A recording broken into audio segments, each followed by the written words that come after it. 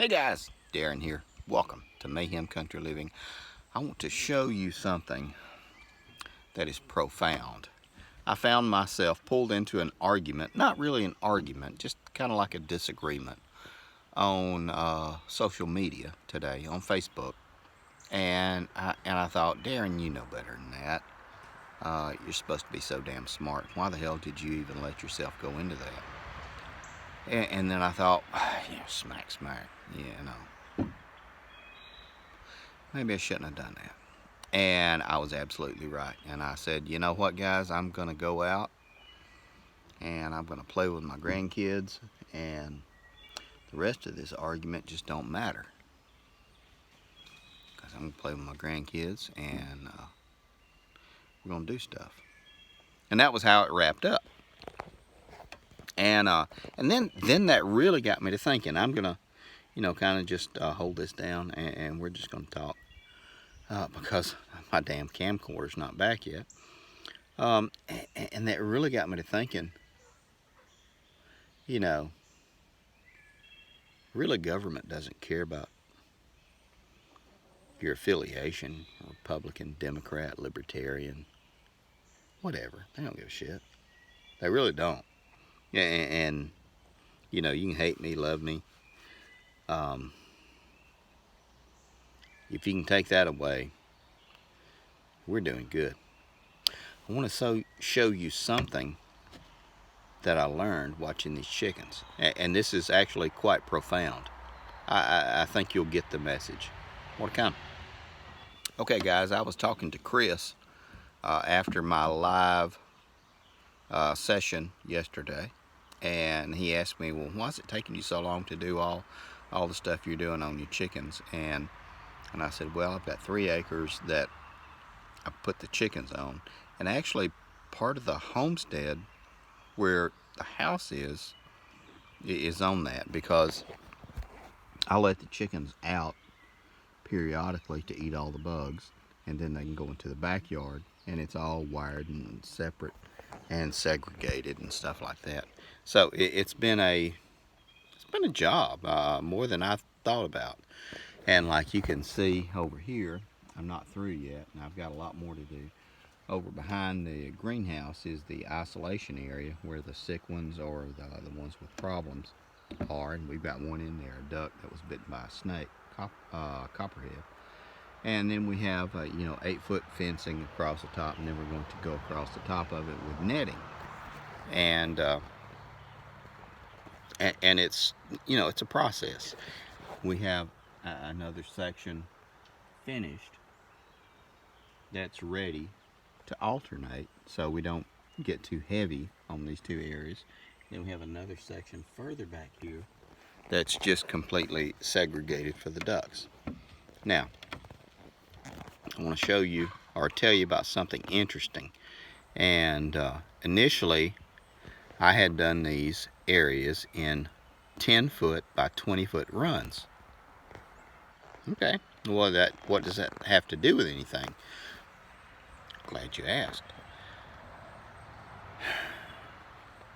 The chickens rebelled initially because we put each breed into a 10 by 20-foot run with gates and separate feeders and waters and nesting and roosting areas, and they absolutely rebelled against it.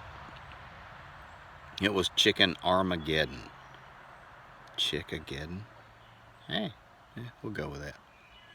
And it was chaotic because initially they had free reign of this 1 acre area, but we segregated them down into a 10 by 20-foot area. Now, the kick in the butt is after 3 days, they accepted it. They were okay with it. And my wife, the hooch, being the loving wife she is, she said, I don't think that they're happy. And I said, well, they're not getting out, babe, so I don't care. And she said, no, I don't think they're happy. And I thought, Well, gosh damn it, I don't care. But I'm not going to be happy either until I solve this problem that she's proposed to me. So,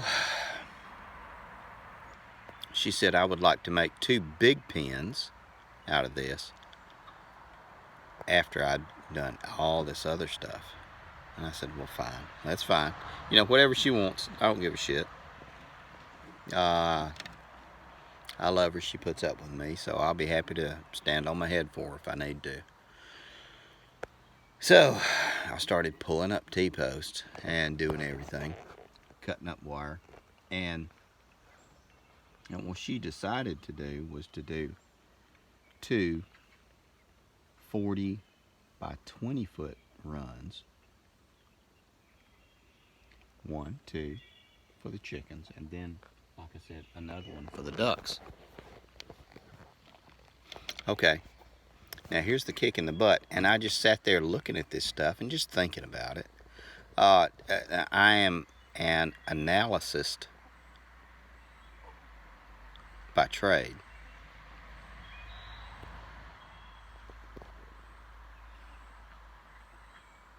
Okay, guys, now we're back. So I try to look at trends and the way things work and how they do. That's what I'm paid to do. And I noticed that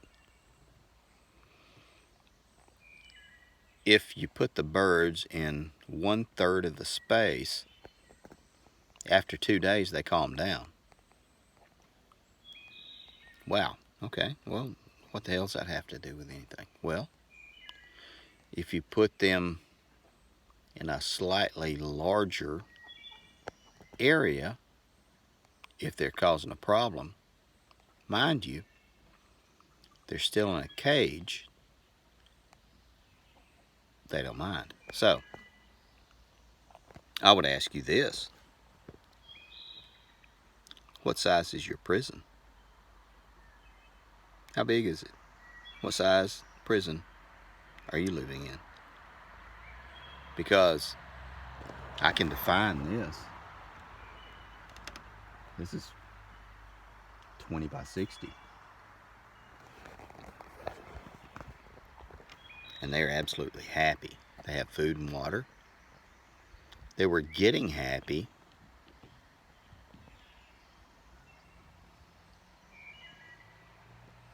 in the 10 by 20s. But these guys now, they're absolutely happy because they have, I don't know, a little bit more space, a little bit more room, more food, more exposure to everybody. What would that equate to? Social media? I don't know. They're chickens. But I found it interesting. Now, this one that's locked up, I've closed it up. There's no food or water in it. It's just closed up, and I'm working on it as I have the time.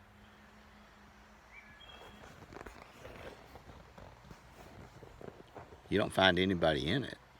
Nobody's jumped the fence to go to the new place, or jump the fence to come to the front, or go to the back. I think that they have just enough room to feel like they have freedom. Now, in there they can lay eggs, they can have their young, and they can be ready to be processed for meat birds. Kind of profound when you think about it. So, again, I would ask you, how big's your cage? We all have our cages, I guess, because, you know, doing this, doing that, and everything. I know what size mine is, and that's good to know, because, you know, then you can learn and tweak and adjust. And when you try to stretch and grow, and you catch some shit, well, then you understand why. But how big is your cage? More to come. Okay, guys, now we're back. And like I said, I just wanted to show you they have plenty of food, plenty of water, shade, places to play and jump up into, places to roost. And every damn one of these birds can fly over the front of this anytime they want to. But why? Everything's good. They got their food and water. And they got their hanging out. So I guess that would equate to their social media. So, something to think about. You know, again, I would ask you, you know, what size is your cage? What size cage are you living in, working in? And if you think about it, it's very sobering. And I try not to do these kind of videos like this all the time because it's you know, doom porn is what they call it. But it makes you wonder. You got to do this, you got to do that. Subscribe to this, subscribe to that. Maybe you shouldn't go to that area, but do this instead. And when you do, maybe you should, you know, not go to that club when you get off work because it's really not a place you want to go to. I don't know, guys. That's just me. I was sitting out here watching them, and like I said, I'd been talking, and I got pulled into the damn weeds on that conversation. But they were some reasonable people, and they were some good guys, and I try not to get sucked into it. But way it is. Anyway, I guess we're going to wrap it up now. Thanks for watching. Thanks for subscribing. I'm just starting to rabble now, so I appreciate you coming by and taking a look. And I would ask you before we leave, guys, what size is your cage? Maybe you need to get out of it. Take care of your people.